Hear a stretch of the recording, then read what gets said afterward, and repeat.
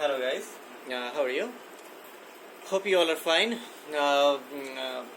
In today's video, we have come up uh, with a problem which basically deals with a particular type of series. So basically in this video, we are gonna show you how to solve this particular type of series. If the series appears like such as I have written, if the series appears like 1 plus 2 plus 4 plus 7 plus 11 plus 16 plus 22. Well, first of all, I like to say one thing, which is to solve a series means what actually? To solve a series means we may be required to find two different things. The first one is we may be required to find the general term of this series, and the another is the sum up to nth term, where provided that n is a natural number, as you know. So general term and the sum function. So actually, whenever we take n as the term number, we always generalize the general term in terms of a function of n. So in such case, general term is a function of n, and the same case happens to the second requirement, the sum. It's also representing a function of n. So we have to find two different functions for the same series. The first one is the function generating the general term of the series, and the second one is the sum function. So let's solve it. Well, first of all, to trace the general term, we have to study the nature or the pattern of this series. Well, if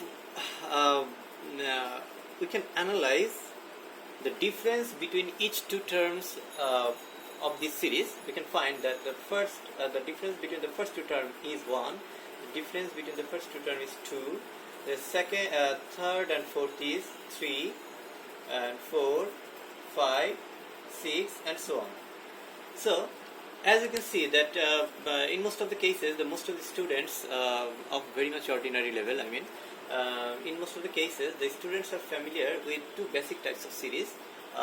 One is arithmetic series and another is geometric series. So as you can see that this is neither arithmetic series nor the geometric series, because the difference of each two terms is again maintaining a relationship of which the difference is again 1, right? 1. So this is not perfectly an arithmetic series. So if the series appears like such, if the series or if any type of series follows this nature or this pattern of progression, so we can say that it has two different level of difference orders. So this is the first order of difference and this is the second order of difference. Okay, so we can say that the first order of difference, it just follows the series, and the second order of difference, it also follows the series. But the interesting fact is that the first order difference has a variation, but the second order difference has no variation. So variation up to the first order difference level, the first order difference, but there is no variation in the second order. So in this level, the variation stops to 0. But in first layer or in the first order of difference, it has some, it perfectly follows the arithmetic series. So in such a case, we had to travel up to the second order difference level, or up to the second stair of the difference level, until the variation stops. So if this happens, if variation stops at nth order, we can say the function indicating the general term of the series will be a function of x of nth order, of nth degree. So precisely we can say y equal to function of x if x indicates the input of the corresponding term of this series, and y can be represented as a function of x. Y means output, each term of this series. Then the relationship between these can be written in the form of y equal to function of x, where x is a polynomial and its degree is n. I mean nth degree polynomial, right? Because it has a variation up to the second order until its variation stops. So we can say as its variation stops, the difference level variation stops at second order. So you can say that it follows a n equal to 2. I mean second order variation. So it means the function is of second order, which implies it's a quadratic in nature, or second degree polynomial.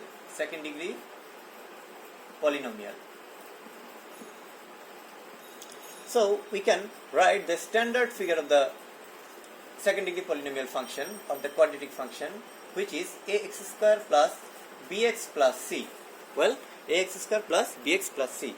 So where x indicates the input or each term or the positional value of the series. Say for example, if I input x equal to 1, this will imply the first term, which is our 1. So a plus b plus c equal to 1. So this is our first equation. So how many terms we should take? As we can see that the standard form of the quadratic function comprises the three different unknowns. I mean the three different parameters. So we have to take three different terms to develop a system of three simultaneous linear equations to solve it. Unless you do that, you cannot find it out. When y equal to 2, means this is our output, but only when we put x equal to 2, which implies 4a plus 2b plus c equal to 2. So we have again another system of linear equation, which is 4a plus 2b plus c. 4a plus 2b plus c equal to 2. So this is our second equation. So we need another equation which you can generate from the third output, which is 4, which is the value of y, and a value of x is 3. So 3a square plus 3b plus c, which implies 9a plus 3b plus c equal to 4. So 9a plus 3b plus c equal to 4. So this is our third equation. So we don't need any more equation, because actually we have already developed three different simultaneous equations. So this much is enough to solve for A, B and C. So for the rapid calculation we have used a scientific calculator. I have used 991 MS calculator. It's also pretty possible in actually ES mode calculator. So in this calculator, first of all, in this calculator we just set this calculator to neutral by pressing shift mode 3, then equal to reset, then it has been reset. So pressing mode for 3 times will generate a screen where you can see the first option written as 1 EQN. EQN stands for equation. We have entered the mode unknowns, okay, and there is 2 different modes, degree and unknowns. Degree is especially for solving a polynomial function of second degree and third degree. Up to the third degree actually it can be solved, but we have no business with this degree mode.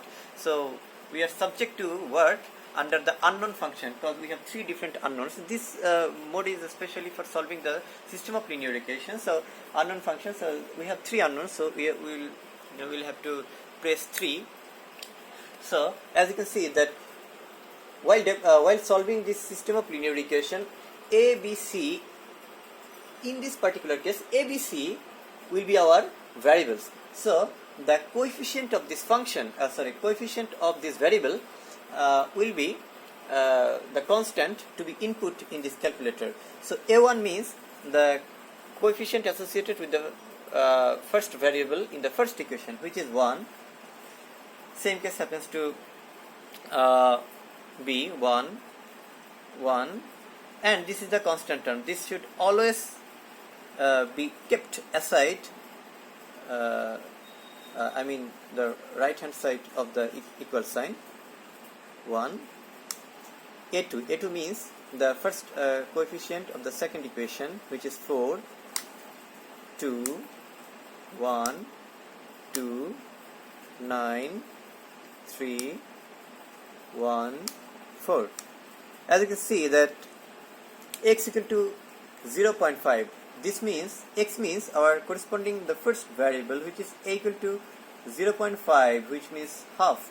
B equal to, which is the corresponding value of y, which means minus half, and c equal to 1. So if we put back these three values in the main equation, we can have this quadratic relationship as y equal to half x square minus half ax plus 1. So mathematics claims if this system, if the pieces of data are correct and this pattern works perfectly, then this must follow, the general term generating function must follow this nature or this expression. So we can check this out randomly. 1, 2, 3, 4, 5. So in this series our fifth term is 11. So the fifth term, which means the input is 5. Input is 5. So x equal to 5. Half 5 square minus half of 5 plus 1, which means 25 by 2 minus 5 by 2 plus 1, which means 20 by 2 plus 1, which means 10 plus 1, which means 11. Yes, this satisfies. So our fifth term is 11. So this matches. So or you can randomly check out with another term. So this works. So we have found the general term generating function, which is y equal to half of x square minus half x plus 1. 1. Very good. So by applying the quadratic function, we have solved this. Solve the first problem, which requires to find the general term of this series. So this is the answer of the first question.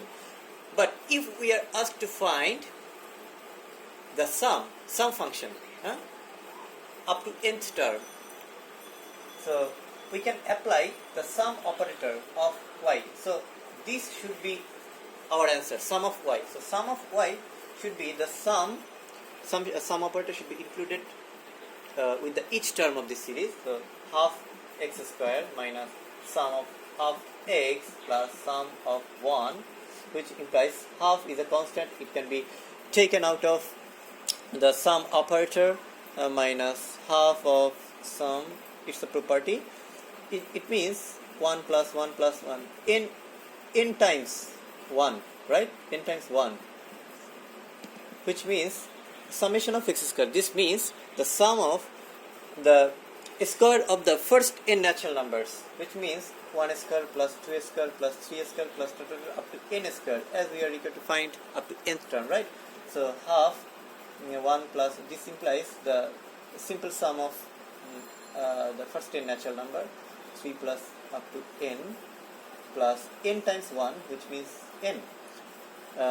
This is very straightforward in formula. We can write n to n plus 1 times 2n plus 1 divided by 6 plus half times n into n plus 1 divided by 2 plus n.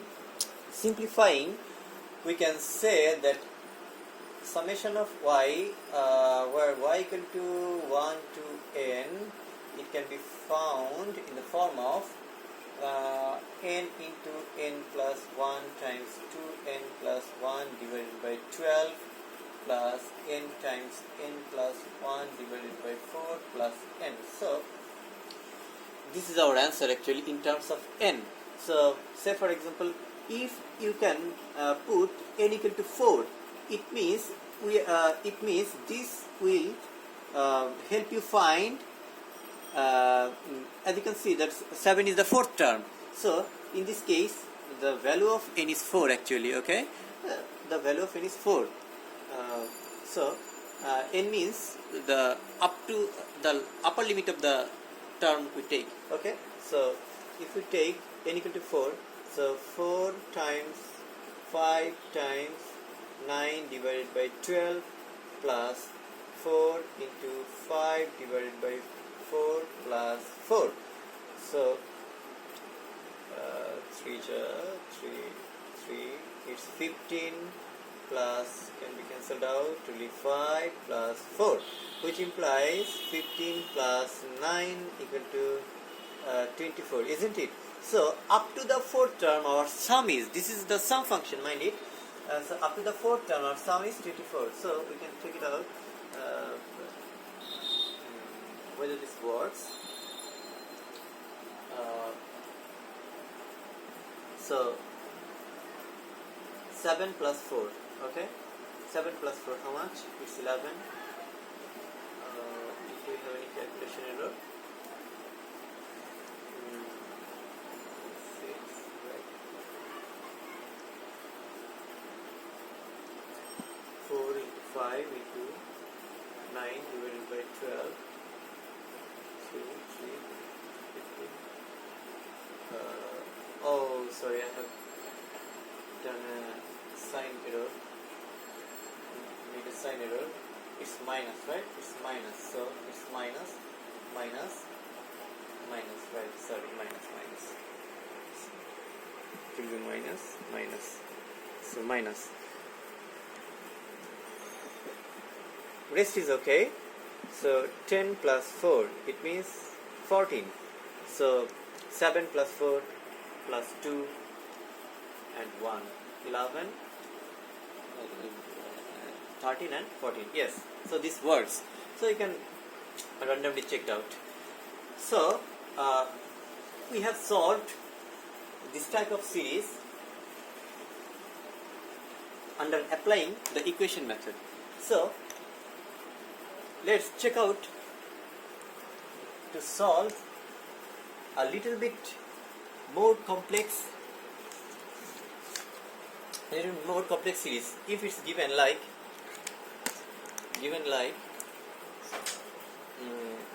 3 plus 5 plus 9 plus 16 plus 27 plus 43 and so on. So in this case we can again approach the same way, but actually if we look through the difference order, so we can find that the difference between the first two terms is 2, 4 and 7 is how much? 11 is 16. Okay, so again this is representing another nonlinear equation, nonlinear relationship, because it has a variation of another order, which is 2. The first again we have say for example the difference between the first two terms is 2, 3 and 4, 5. So again it has some variation of 1. So 1 difference order level 1, difference order level 2 and difference order level 3. So in the third order difference level the variation stops. So in the third level its variation stops, which implies similarly its general term generating its general term function, or the general function generating the general term, must follow a third degree polynomial function, which can be written in the standard form of y equal to ax cube plus bx square plus cx plus d. Very good. So we have four different parameters, so four different constants a, b, c and d. So we should take the four different terms to generate a system of linear equation having four different unknowns. So our first output is 3 equal to a plus b plus c plus d, because in every case the x is equal to 1. So our second output is 5, which means x equal to 2. By putting x equal to 2, it's 8a plus 4b plus 2c plus d. Our third output is 9, which means 9 equal to x equal to 3 here. So 27a plus 9b plus 3c plus d. Very good. And the last one is 16. This much is enough. 64a plus 16b plus 4c plus d. So we can see that we have four different simultaneous linear equations having four unknowns. So this is possible to find it out, but how can we solve it using a calculator? As you can see that primarily there is no option by resetting calculator. Primarily there is no option. Well, okay, primarily there is no option to solve having the system linear equation having four unknowns. There is maximum of 3. So we can transform this equation, or we can transform the system into a system of 3, right? So we can apply a simple trick, which is this is our equation 1, 2, 3 and this is 4. So by subtracting the each two equations from one to another, we can develop another equation. So developing the subtraction from 2 to 1, we can write it's 7a plus this one minus this one, which is 3b plus c plus the d will be vanished, as you can see. So this is our advantage. So one variable gets eliminated if we do this process. So this is our equation. Say for example equation number a, or equation number this equation number 5. So again, by subtracting 2 from 3, we get 19a plus 5b plus c equal to 4. So this is our equation number 6. And subtracting equation number 3 from equation number 4, we get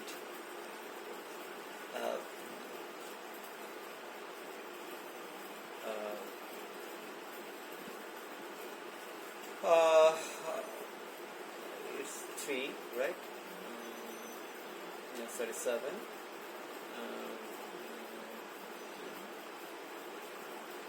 3. A plus 7b plus c equal to 7. So this is our equation number 7.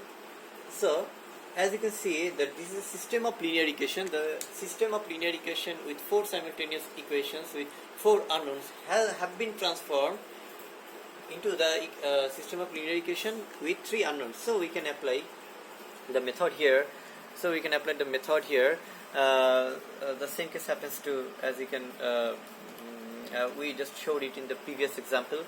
So the first constant, the coefficient terms to input 7, 3, 1, 2, 19, 5, 1, 4, 37, 7, 1, 7.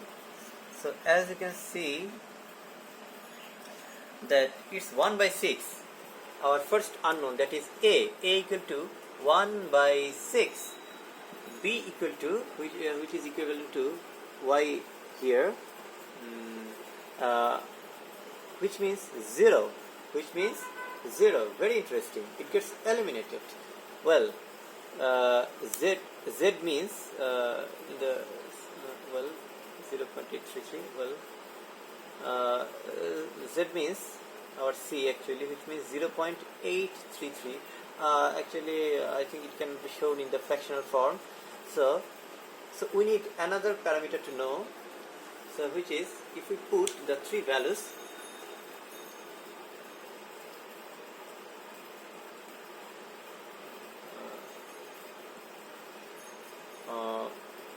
one is 6 plus 0.833, 2, 3 minus 1. So putting the three different values a, b, c in the equation number 1, we can easily get the value of d. So d is here 2.00003. Okay. So actually, so this is our the values of four constants. So putting back into the main function, we can get y equal to 1 by 6 x cubed plus 0 into x squared, which means this term doesn't exist, plus cx, c means our 0.833 x plus d is our 2.00003. I think I have made some calculation mistake. And that's why this term came actually. But actually this doesn't matter. I have just tried to show you a methodology to solve this type of equation, this type of general term generating function, finding general term generating function, and the sum function. So applying the sum function, we can again find the sum up to nth level, applying the sum operator in each term, right? So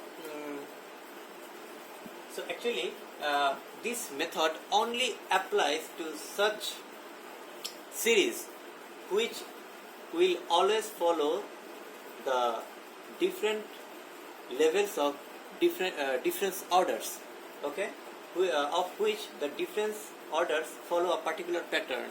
I mean, the differences between the each two terms is not constant, and it will follow another series. So if this doesn't happen to this type of series, this system will not apply here. Thank you very much. See you the next time.